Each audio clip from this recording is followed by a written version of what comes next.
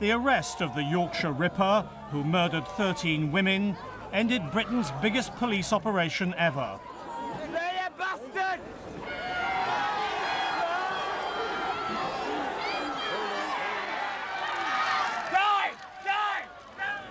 Police, desperate to nail the serial killer, had been hunting for a man from Wearside.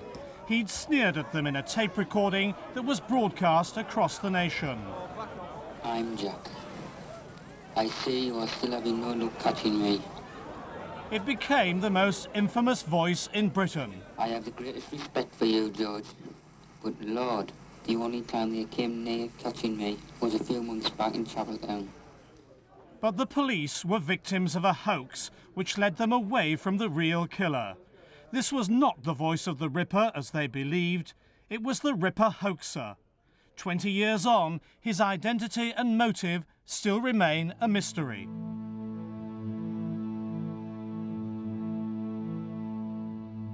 A solitary man with a Wearside connection records a sinister message, claiming to be the brutal serial killer who's terrorised the north of England for 3.5 years. I'm not quite sure when I'll strike again, but it will definitely be sometime this year. Maybe September, October. Even sooner if I get the chance. At the end of his macabre warning, he records a track from a hit record.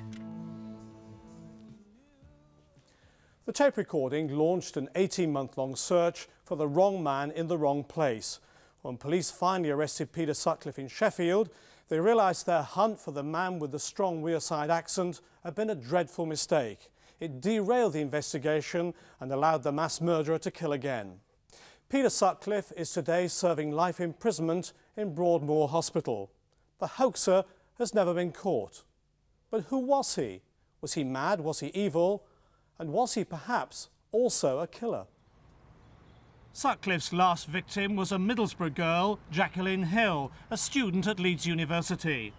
In 1981, her mother blamed the hoaxer, as well as the Ripper, for Jacqueline's death. That man has a lot to answer for. He's obviously got quite a few deaths on his conscience for the rest of his life. Do you believe that if he hadn't sent that tape and hadn't made those letters, Jacqueline could be alive today? I'm sure of it.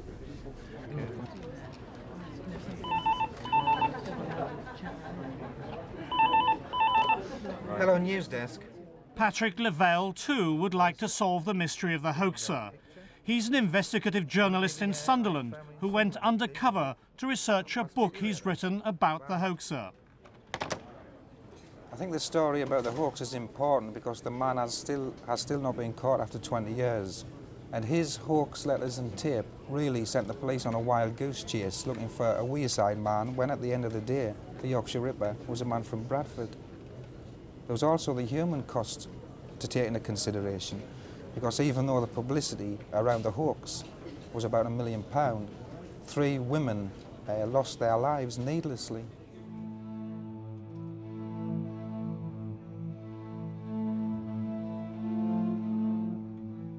The Yorkshire Ripper had been killing for more than 3 years when the hoaxer's tape was played to the public in June 1979. Like Jack the Ripper 100 years before, his targets were prostitutes. But he made mistakes. His victims included a student and a building society clerk. Other women had survived his attacks and given descriptions of the murderer. Operating at night in solitary places, he left little forensic evidence in unpredictable attacks. He roamed red light areas and killed in back streets from Leeds to Bradford, Halifax, Huddersfield and Manchester. The North East had escaped his perverted slaughter, but women everywhere were terrified. Everybody's really frightened about it. Well, I think it's about time he was caught. It's very, worrying for all the women that live here. I think it's terrible. They're a bit frightened to go out. The man leading the hunt was West Yorkshire Assistant Chief Constable George Oldfield. I have always held the view that this man will continue to kill until he is caught. No woman is safe whilst he's at large. We're doing our best. We want him as much as you do. More so.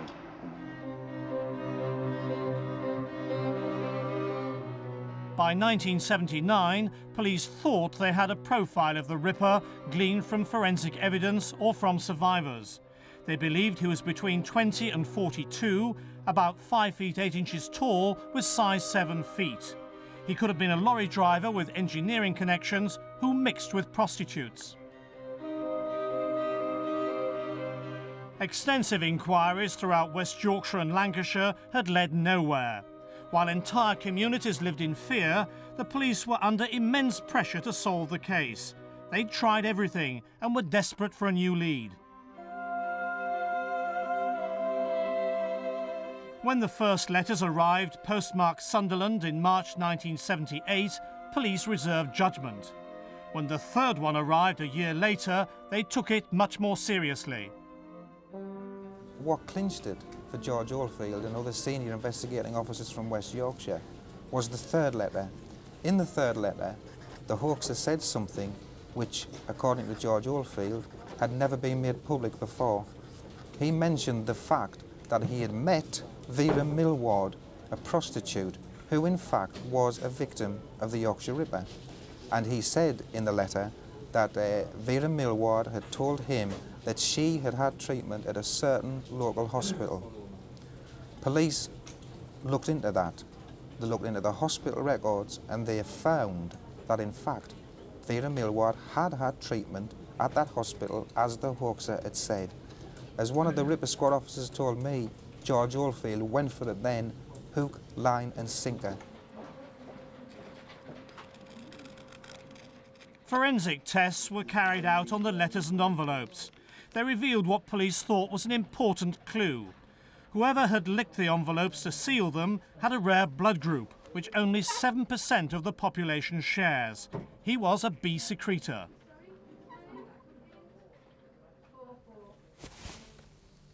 Finally, the tape arrived in an envelope with the same handwriting and the same postmark, Sunderland. Speech experts were called in to identify the distinctive accent.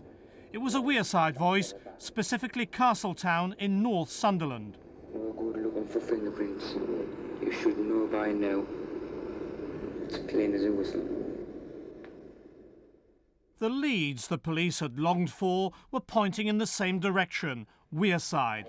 As far as George Oldfield was concerned, the man who signed himself Jack the Ripper probably was the Ripper. Before, we know we've been looking for a man, and there are literally millions, and we didn't know where he came from.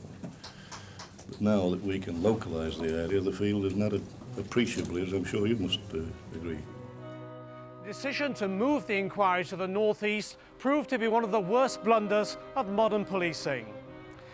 It was a mistake that Peter Sutcliffe himself would later describe as a kind of divine intervention, and it left him free to kill 3 more women.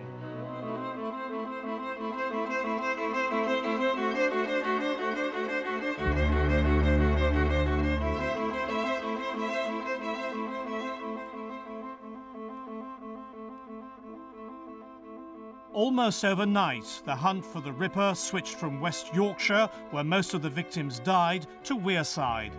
A speech expert had said the voice on a tape sent to the Ripper investigation had a Castletown accent. Letters with inside information about victims had Sunderland postmarks. Other evidence suggested he could be a lorry driver who travelled around the north of England. Detectives moved into a police house in Townend Farm and set up their local operation headquarters. £1 million was spent publicising the tape and letters, and appeals were made to the public.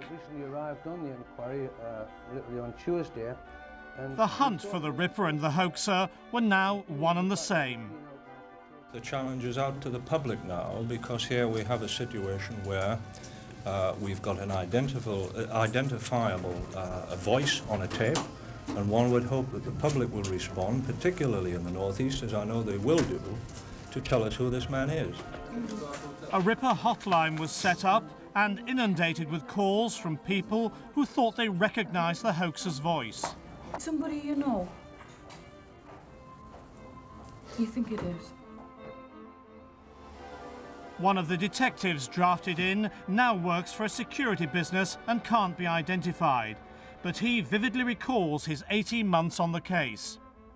I was sat at my desk one day and an inspector came in and just turned around and said, "You're on the inquiry, get yourselves away along." And it was a matter of just you and you, straight along to the inquiry. The inquiry was vast and there were numerous people to see. But Castletown and Hilton Castle, that area, it had to be done house to house. Do you have any samples of your normal style of writing? There was also the rather unpleasant business of the saliva test too. There was. Myself and another colleague were given that daunting task, and it was for illiterate people who couldn't provide us with the handwriting sample, of which, as you probably know, there are many. And it was all it was. We knew that the man writing the letters was a bee secretor, and it was only a few % of the population. And obviously, to take the saliva was to eliminate them from the inquiry. It caused a great deal of anxiety and unrest. The police, as you will be aware, interviewed a lot of people, and they used to turn up at people's homes or make arrangements to interview them, and these people were clearly worried in case mistakes were made, and they were labelled. But as you will probably gather, it set family upon family, neighbour upon neighbour. Accusations were being flung here, there and everywhere, and it even caused a number of matrimonial disputes. Wives who really thought their husbands were involved. The suggestions that he was definitely somewhere being in contact with a prostitute or otherwise, and then to murder her was just unbelievable. I think that this was where I came under suspicion. I was mobile, I'd been in the Leeds and Bradford area, and I wasn't contactable at work for various periods of time. They needed some writing, which, as I say, the only writing we could get him for the policeman was this love letter that I had from when my husband was deep sea. I felt it was a total intrusion on our privacy to think that they obviously knew enough to be able to come to him and to speak to him and think that he was guilty of it. It was quite a frightening experience that I should become so involved in an inquiry, so far as to giving samples of handwriting and samples of my shoes, and getting into that depth in the inquiry. It got a bit frightening in the end. Elsewhere in the country, men with Geordie or Wearside accents were interviewed. 20 years later, some of them are still bitter about their ordeal. Well, I lived in Bradford at the time, and I used to have my own coal business, delivering coal actually around the Huddersfield, Halifax area. And it was one of my customers actually phoned the police and said that I looked like the Ripper. And that was when I first started getting arrested for it. I was interviewed 14 times by different police forces, Huddersfield, Halifax, most of all Bradford. The actual description that they had for the hoaxer actually fitted me at the time. The gap between the teeth, the broad Geordie accent, a lorry driver. You know, I was a lorry driver. I drove a wagon day in, day out around the areas where the murders were committed. And the police just wouldn't give up. You know, it was just time after time after time. You know, I moved twice to get away from it all. But even as I moved, they moved with it. And the police followed me wherever I went. People knew that I'd been arrested. And I mean, you see, you walk down the street and you see somebody looking and you think, well, what they're saying about us now? You know, it just didn't give up and went on time after time after time. And I thought it was never, ever going to end. In addition to personal anger, there was offence at the way Castletown was portrayed nationally. Some people were more upset by the press than the police. They came interviewing people, I believe, in the Workmen's Club or thereabouts, and they explained in the press that the people of Castletown, they did know how to dress. They were more interested in beer, pigeons and whippets. And they walked about with flat caps and didn't know how to wear a tie. And quite honestly, that was very upsetting for the people of Castletown. I mean, I class people in Castletown as the salt of the earth like anywhere else. Police were swamped, and struggled to keep up with the information that was pouring in. These were pre-computer days, and there was a welter of cross-referenced index cards. It was taking a huge amount of time and resources. Not all the police were convinced it was worth it. The Northumbria senior officers weren't convinced. Unfortunately, West Yorkshire were. They were 100% behind the fact that the murderer and the letter writer were one and the same, but my senior officers weren't, and we were used to be told regularly that they weren't, and that if the Ripper ever was caught and he was the handwriter and he was the man on the tape, it was a bonus. In their desperation to find a lead, the police went to extraordinary lengths. They checked every item of mail posted in Sunderland. They checked the birth records of every male aged between 20 and 42 born in Castletown. And they even scoured the local libraries looking for readers with an avid interest in crime. One name on the files stood out, someone who took out true crime books week after week. They traced S. Smith to a house just 1 mile from Castletown. Well, I opened the door and there was 2 detectives identified themselves, and they said they were making inquiries. They wanted to see S. Smith about the Yorkshire Ripper tapes, so I brought them in. And I said, "Why the Yorkshire Ripper tapes? What brought you here?" He said, "Well, we've been through the library service and we've found that S. Smith gets lots and lots of true crime out, and we want to interview your husband." And I just laughed. I says, "I'm the S. Smith that gets the books out." So he says, "Well, we still have to interview your husband." I don't think anyone would like to see the same thing happen at their door. To think that the husband that they'd lived with all these years was under suspicion of being a mass murderer. Terrible. Well, as I said to the detective, you really must be scraping the bottom of the barrel to go into the library service. He said, "We're just pursuing any line of enquiry, anything to do with crime. We're following it up in any way we can to try and catch this man." Another line of inquiry led to John Gaffney, a part-time singer on the Working Men's Club circuit. A keen artist, he sketched on beer mats as he waited for his spot. He drew hundreds of people, sometimes without them knowing. I used to sketch lorry drivers in the pub in Park Lane, and a lot of the drawings were strangers.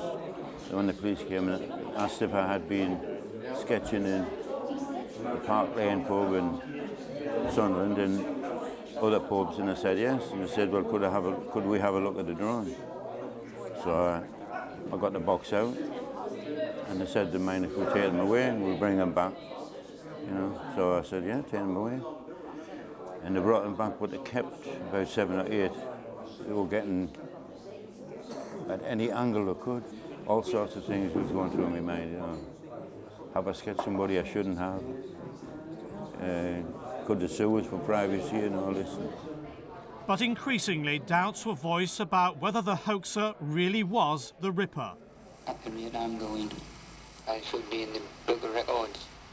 Ripper survivor Olive Smelt couldn't recognise the voice. I said all along, he's not a Geordie. The man who spoke to me was a Yorkshireman. They really believed he was a Geordie. And I said, when you meet this man, if it's him who spoke to me, you will get a shock. You are no nearer catching me now than 4 years ago when I started. Even the voice expert, who'd pinpointed a Castletown accent, was unhappy about the way the inquiry was run. They were telling everybody, look for a northeastern accent. And we felt that they really ought to look for the murderer and the man who had sent the tape. And if it proved to be the same thing, well and good, but that it may well not be. The hunt for the Ripper and the hoaxer together lasted 18 months, and the terror continued as more women died.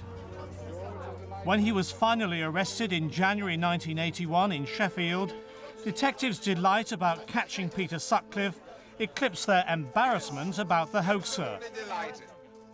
Sutcliffe came from Bradford. He had a heavy Yorkshire accent. He had no Wearside connection. He'd written no letters and recorded no tape.